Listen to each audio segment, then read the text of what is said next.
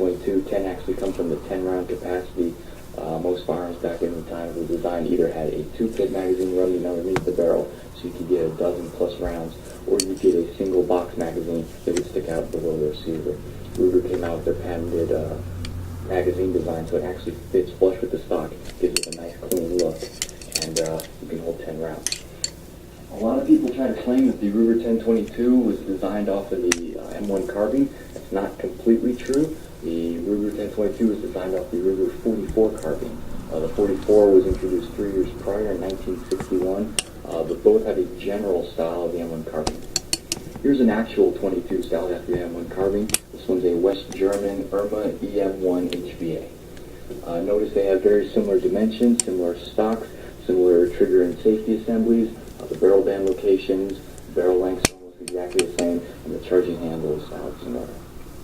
However, Ruger did a couple things. They went without the GI sights and they did their own thing, so it was a little more precise, mounting the sights on the barrel, having a single dot on the front, and also allows you to mount things on the top of the receiver with scope rails. But that was just for the purposes of functionality, whereas this West German carbine actually retains all of the visual and most of the functionality features of the original M1 carbine. In my experience, actually, the Irma functions better than my 1022s do. I've never had a problem with this. All my weapons very well maintained and clean, so I've had plenty of problems with Rugers. Never had a functions problem with the Irma series, so whatever the Ruger did to change the design, never heard anything on this one. Still got the original groove scope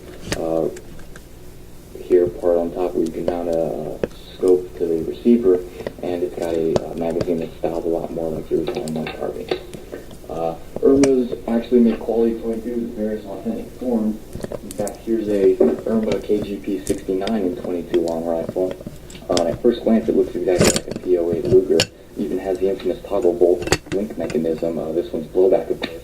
But Irma was actually the original 22 caliber conversion for the centerfire Lugers. You just replace the barrel slide and rest of the internal action, and you could put a 22 conversion kit on a centerfire Luger.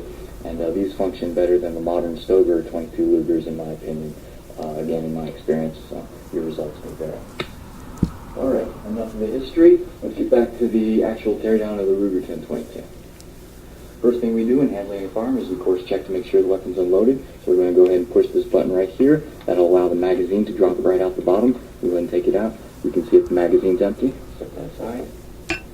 We're going to go ahead and pull the bolt to the rear. Make sure that the safety is actually located halfway between safe and fire. This is one of the more interesting things with the Ruger design. If you put the safety little pin here on one side or the other, you'll actually end up screwing up your stock as you pull it out. That knob will actually dent or ding the stock on either side. So you've got to have the weapon halfway between safe and fire, and that way you can pull it out. Different variations or aftermarket models will have stocks that actually don't have any barrel band on the front.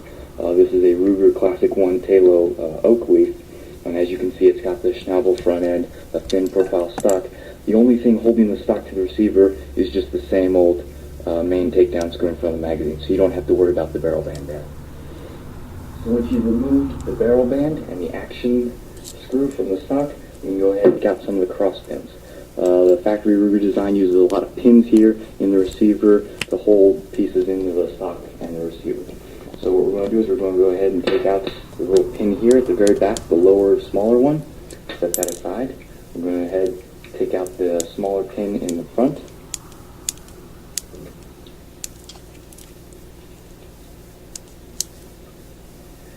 And now once you have these two pins out, we're going to set that aside, and we can now take the trigger assembly out of the stock, out of the receiver.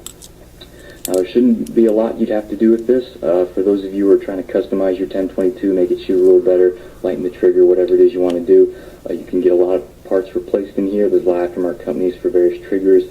A lot of it's pretty drop-in. Again, you can see that the trigger group has some more cross pins in here that you can push out and replace parts on your trigger, your hammer, etc. if you want to get into all that silliness.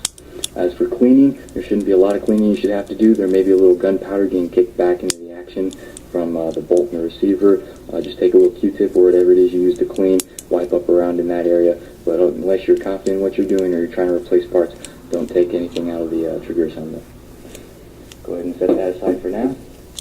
Now the next thing we're going to do is we want to take the bolt out of the receiver.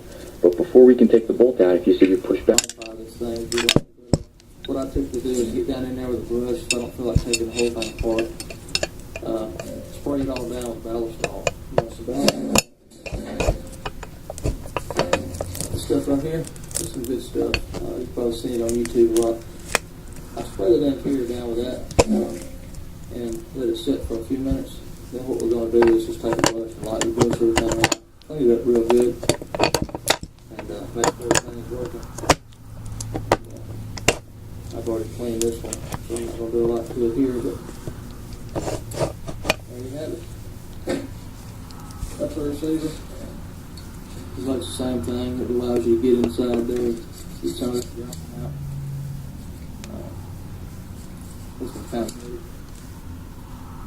But this gun's pretty old. I've only had it apart 2 or 3 times.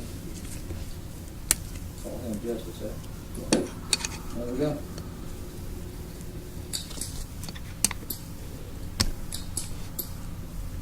Perfect. Alright, putting it back on the stock, you would think would be the easiest part, but actually that can be the trickiest part sometimes. You're going to go back and set the safety to halfway. That way it can slip in there. You have to kind of angle this thing in there like that. And it pops right in. If you don't do it just right, you'll be hit getting it in there. But now we're going to take our takedown screw and put it back in there nice and tight.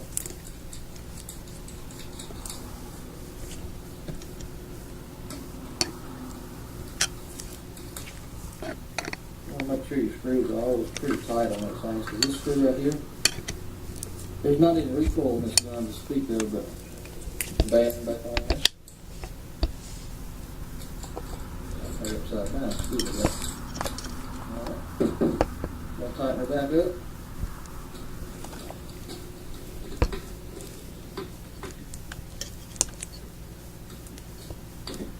There you have it, guys.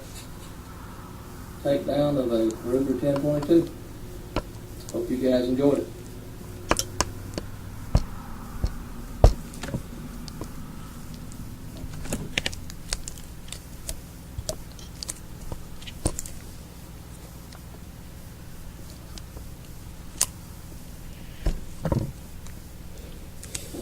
Hey everybody, thanks for tuning in. I appreciate all the subscriptions I've gotten over the last week or two. You guys are great. Really appreciate interacting with you guys. It's a lot of fun.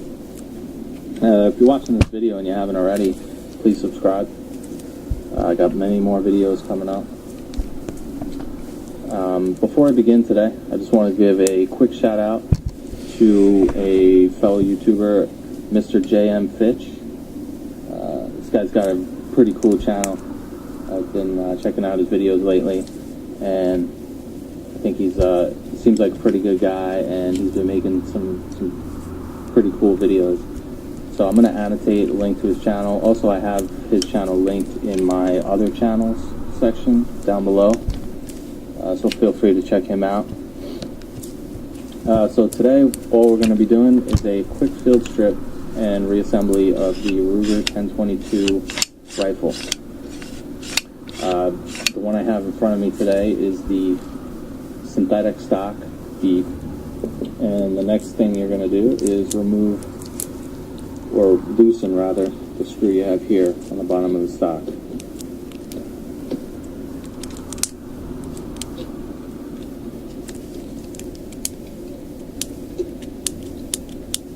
Okay. So, you don't have to remove the whole thing, you can just loosen it enough.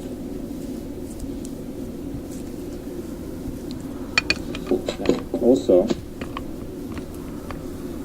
you want to make sure the weapon is, after you've made sure it's clear, you want to place the safety in the middle position so you have equal amounts of the safety button on both sides.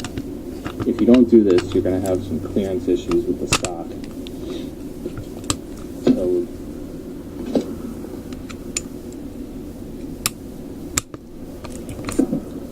okay,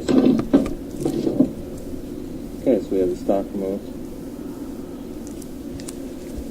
And what you're left with is the rest of the receiver.